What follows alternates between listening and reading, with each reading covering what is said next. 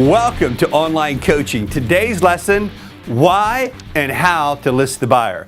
Back in 1957, it was not required to get a listing agreement signed when listing the seller. We only can imagine the real estate agents of that day went kicking and screaming as to why no seller in their right mind would ever sign an exclusive authorization to sell property.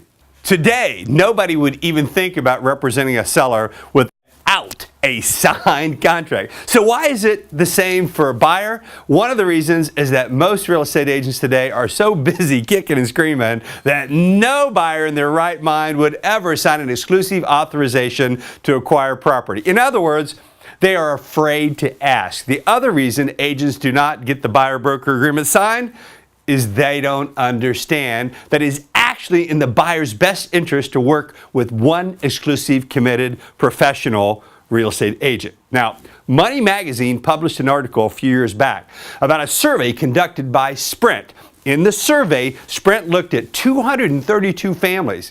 They had relocated, all right? Some had used buyer-broker agreements while others had not.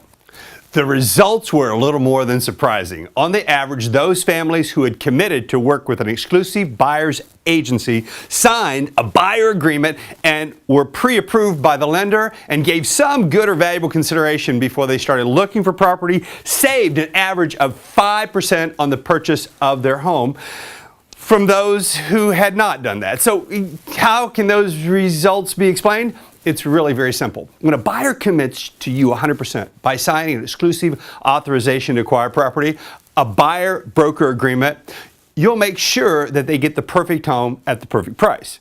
You take your time and you're very thorough. And you'll be offering a better service, you'll be more aggressive as a negotiator, and you'll even talk them out of the wrong house because why? Well, because you know you're going to get paid. Conversely, when a buyer does not commit to you, you're going to want them to buy the very first home you show them. Why? Because for the fear that they'll buy their home from another agent, right? Because they are usually working with more than one agent. And when you understand this basic idea and educate your client about it, then it's easy to get a buyer-broker agreement signed.